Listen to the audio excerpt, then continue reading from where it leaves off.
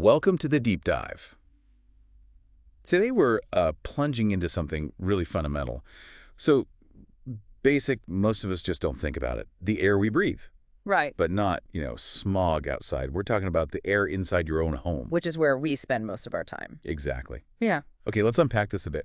What if I told you the air you're breathing right now, inside your living room, could actually be way more polluted than the air outside? It sounds backwards, doesn't it? Completely. So our mission today is to really get why indoor air quality is so important, how it affects your daily life, your health, and crucially, what difference improving it actually makes. It really is a startling truth people miss. I mean, look at the data. The EPA, the U.S. Environmental Protection Agency, they consistently find indoor air can be 2 to 5 times more polluted. 2 to 5 times, wow. Yeah, and sometimes, honestly, much higher than that. And then you think, okay, the average person spends, what is it, around 90% of their time indoors. 90%. That's almost all your life. It is. So the quality of that air, it stops being a minor detail, right? It's foundational for your health. It impacts your breathing, sure, but also your sleep quality, maybe even how clearly you think. Okay, that 90% figure really hammers it home. So for people listening who, keep a pretty clean house, Yeah. what's the biggest sort of misunderstanding about indoor air? What are these hidden dangers we might be breathing in without knowing? Yeah, that's a great question. I think the biggest misconception is probably if I can't see it or smell it, it's fine. Right, like dust you can see, but Exactly. But loads of the really impactful indoor pollutants, they're invisible, odorless sometimes. So this raises the question, what are we talking about? Well, lots of everyday things, actually. Household items, activities. They release this surprising mix of contaminants. like what? What kind of things? Okay, so first up, we've got volatile organic compounds, VOCs. You've probably heard the term. Yeah, VOCs, paints and stuff, right? Paints, yes, but it's way broader. They off-gas from new furniture, carpets, cleaning products, even those air fresheners or scented candles people love. Oh, interesting. Air fresheners, too. Absolutely. You know that new car smell or new carpet smell? A lot of that is actually VOCs off-gassing. So it's not just things we actively do, like painting. It's the materials in our homes, too. Huh? I never thought of the new car smell like that. Okay. So it's the stuff in our homes. What else is on this list of hidden dangers? Right. So beyond VOCs, you've got particulate matter, specifically PM 2.5. PM 2.5, okay. Heard of that with outdoor pollution? Exactly. Same stuff, but generated indoors, too. These are incredibly tiny particles, like 30 times smaller than the width of a human hair. Tiny. Which is the problem. Because they're so small, they get past your body's defenses, deep into your lungs, maybe even into your bloodstream. And where do they come from inside? Well, a big source is cooking, especially frying or cooking at high heat. Smoking, obviously, burning candles or incense. Even the type of oil you cook with and how hot you get it can make a huge difference to the amount of PM 2.5 released. Really? Cooking oil. I Yeah. just thought about, smoke if you burn something. Precisely. It's often the invisible stuff. Then you've got biological pollutants like mold, mildew, spores. They love damp places. Bathrooms, basements. Yep. And common allergens like pet dander, dust mites. And then there are gases like carbon monoxide, nitrogen dioxide. Those can come from things like poorly ventilated gas stoves or fireplaces. Okay. And one more, depending on where you live, radon gas. It's natural, radioactive, seeps up from the ground into some homes.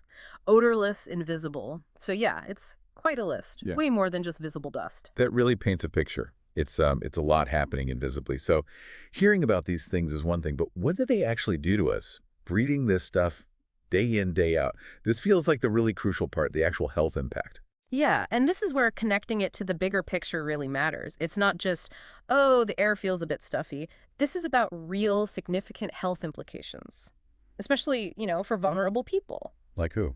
Well, kids, older adults, people with existing lung issues. But honestly, it affects everyone to some degree. Authoritative sources, think WHO, the CDC, they've looked at this closely. Short term. You might just get irritated eyes, nose, throat, headaches maybe, dizziness, feeling tired and not knowing why. Okay, so those little nagging things, Yeah. they might not just be allergies or being run down. Could be the air. Could be, yeah. But the really concerning stuff is the long-term picture, chronic exposure. Right. Breathing these pollutants consistently it can worsen things like asthma, COPD. It's also linked to an increased risk of cardiovascular disease. Heart problems from indoor air. It's a contributing factor, yes. Yeah. And here's one that often surprises people. Impaired cognitive function. Impaired. Wait, like thinking.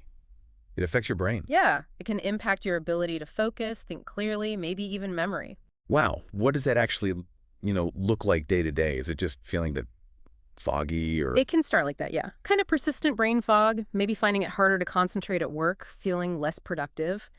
Over time, especially for those vulnerable groups we mentioned, it could contribute to a more noticeable dip in cognitive sharpness. Okay, that's actually quite sobering. It is. And add to that, prolonged exposure can make you more susceptible to respiratory infections.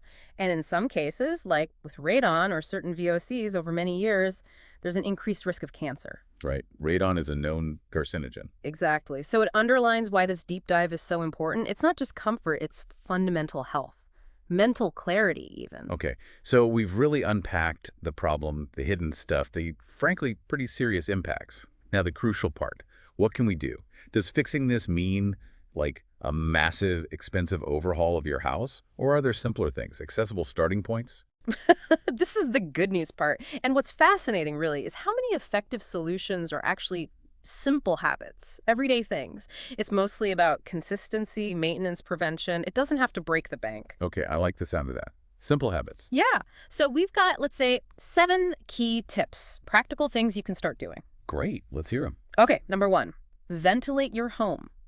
Often, this is absolutely foundational, your primary defense, really. Just opening windows. Just opening windows and doors when the weather allows. Even just 10-15 minutes a day can flush out so much stale, polluted air.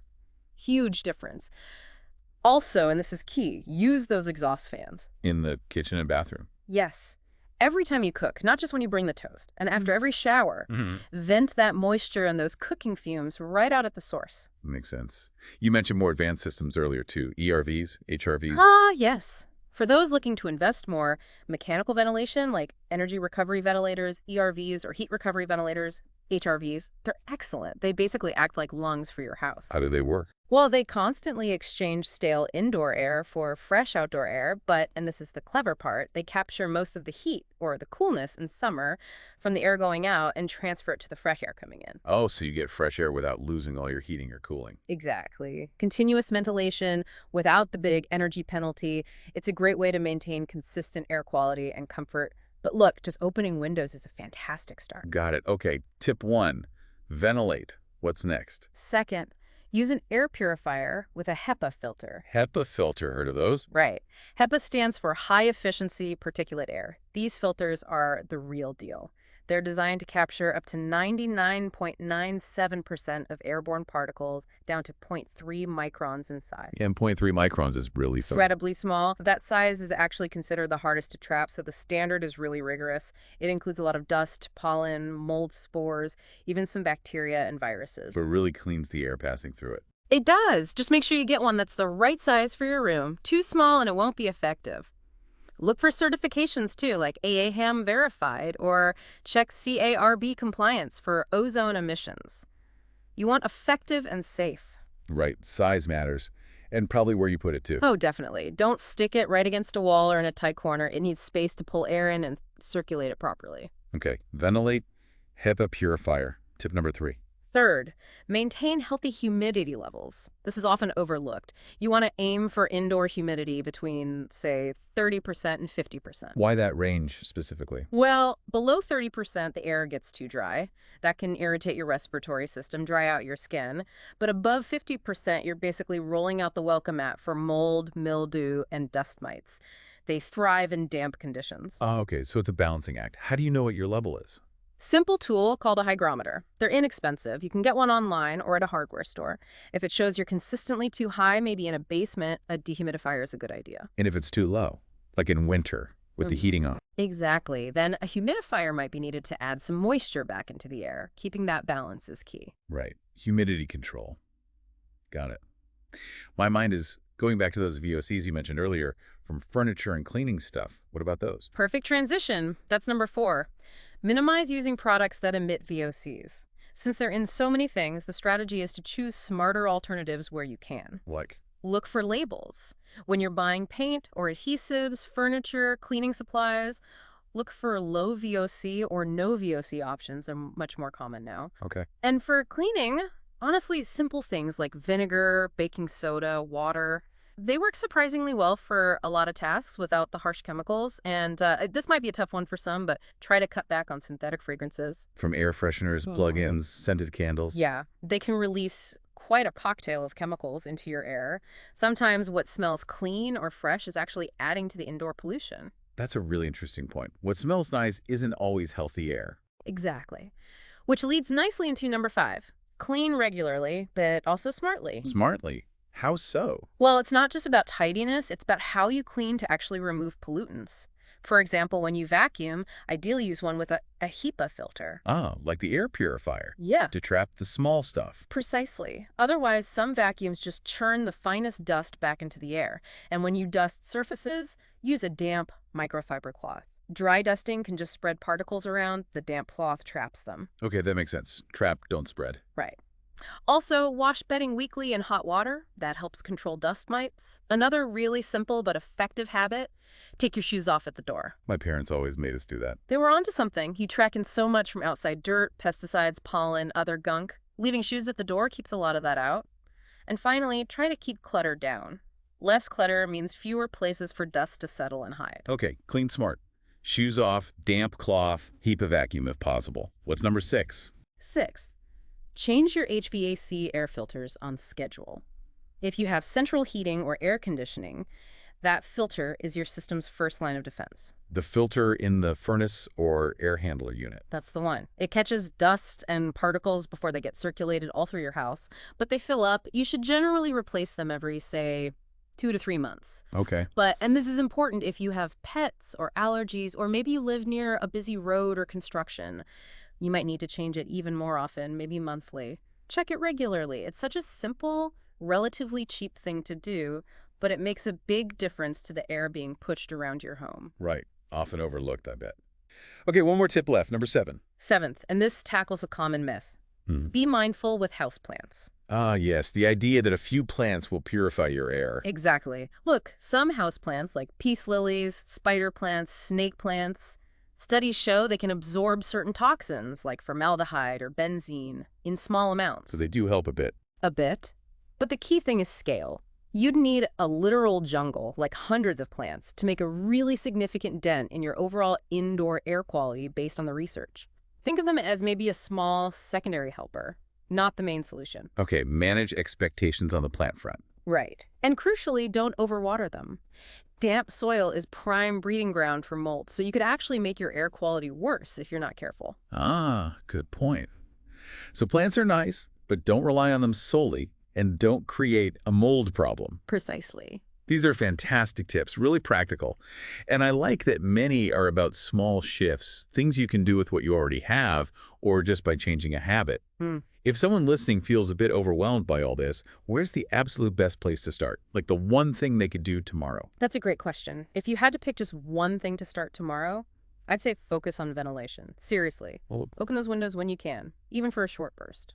And get religious about using those kitchen and bathroom fans. let's get the air moving, get the bad stuff out. Exactly. It's free, it's immediate, and it fundamentally improves the air exchange in your home. That's the single most impactful starting point, in my opinion. That's powerful. So what does all this mean for you listening right now? It means you really do have the power to make your home healthier, a more breathable space. And it doesn't have to be this huge, daunting project. Often it's just these simple adjustments done consistently. Absolutely. And if we connect this back to the bigger picture, improving your indoor air, it really isn't just about dodging a cold or easing allergies. It's about actively boosting your quality of life. How so? Well, think about it. Better sleep, maybe fewer headaches, feeling sharper and more focused during the day, easing respiratory issues. It all adds up to feeling better, living better. So maybe consider the invisible impact of something as basic as the air you breathe right now. What's one small, consistent action you could take this week? Just one thing. Because your lungs, well, your whole body actually, will definitely thank you for it.